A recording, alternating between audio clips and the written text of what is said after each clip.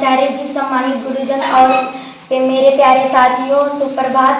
आज हम एक महान व्यक्ति के जन्म दिवस पर एकत्रित हुए हैं। उनका नाम डॉक्टर भीमराव, बाबा साहब डॉक्टर भीमराव रामजी अम्बेडकर है।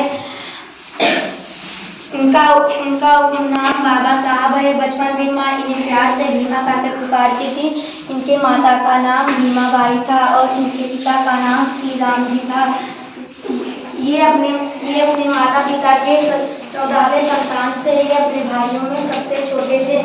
5 वर्ष की उम्र में भी स्कूल जाने लगे। इनके पिता अंग्रेजी सेना में सूबेदार थे। स्कूल में इनका नाम एडमिशन करवाने गए, इनका नाम नहीं लिखा जा रहा था।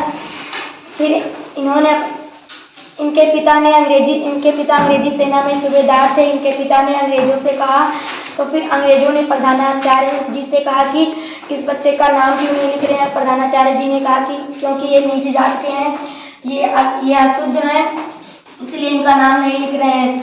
तब अंग्रेजों ने कहा, अगर इनका नाम नहीं लिखोगे, भीमा का नाम नहीं लिखोगे, तो मैं तुम्हें नौकरी से हटा दूंगा। तब प्रधानाचार्य जी ने नौकरी के लिए भीमा का नाम लिख दिया और बोला, लेकिन ये बाहर ही बैठकर पढ़ेंगे। भीम इस पर भी राजी हो गए कि हम बाहर ही बैठकर पढ़ लेंगे। क्लास में जब टीचर आते, बाहर सबको पढ़ाते, तो वो टीचर की बात ही सुनकर पढ़ते थे, क्योंकि उन्हें बाहर ही बैठकर पढ़ने देते थे। उनको प्यास लगती थी तो वो पानी पीने जाते थे, तो उनको नल भी नहीं छूने देते थे, न मटके का पानी छूने देते थे। उनको पानी ऊपर से पिलाया जाता था, जिससे पानी वो पी नहीं सकते थे। उनका पेट भी पानी से नहीं भरता था। इन्होंने अपने जीवन में बहुत सारी कठिनाइयाँ झेली। इनकी पहली पत्नी का नाम रामाबाई था और इनकी दूसरी पत्नी का नाम डॉक्टर सविता अम्बेडकर था। इन्होंने एल्फिस्टन इंटर कॉलेज में इंटर की पढ़ाई पूरी की। उच्च शिक्षा के लिए अमेरिका चले गए। अमेरिका में इन्होंने बीए की पढ़ाई करके वापस आने लगे। धीरे धीरे इनके पिता राम जी का स्वास्थ्य भी बिगड़ने लगा। जब ये अपने भाई के साथ वापस घर आने लगे, तब ट्रेन में बैठकर जब स्टेशन पर उतरे, तो उन्होंने एक रिक्शे के पास गए, तो रिक्शे वाले से पूछे कि आप मेरे गांव तक छोड़ दोगे। तो रिक्शा वाले ने पूछा, सबसे पहले तुम किस जाति के हो? तो उन्होंने बताया भीमराव। तो रिक्शे वाले ने कहा, दूर हटो, तुम तो नीच जात की हो, मैं तुम्हें नहीं ले जा सकता हूँ।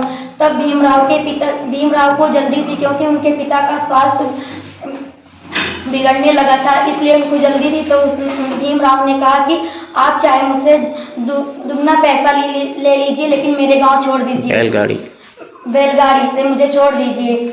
तब बैलगाड़ी की मालिक ने कहा कि ठीक है, इनको छोड़ दीजिए। तो भीमराव को बैलगाड़ी वाले ने कहा कि आप ऊपर बैठे, मैं नीचे चलूँगा, आप अपना सामान रख लीजिए, दूर से ही चलिए।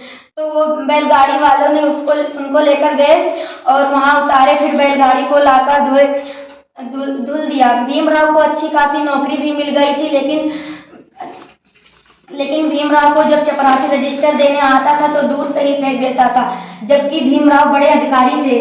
भीमराव का भारत के कानून मंत्री भी बने।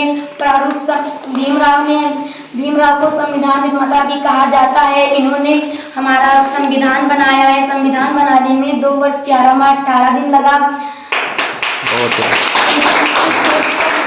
इनकी मृत्यु 6 दिसंबर 1956 में हुआ। इन्होंने मरने से ही पहले ये हिंदू धर्म में पैदा हुए थे, इसलिए इन्होंने बोला कि हम धर्म तो नहीं बदल सकते हैं, लेकिन मरने से पहले इन्होंने सारे धर्मों का अध्ययन किया, तो इसमें इनको बौद्ध धर्म ठीक लगा। तो इन्होंने मरने से पहले 14 अक्टूबर सन 1956 में बौद्ध धर्म ग्रहण कर लिया।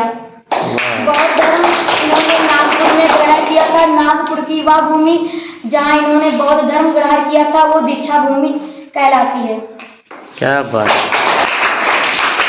शाबाश बेटा, शाबाश, बहुत अच्छे।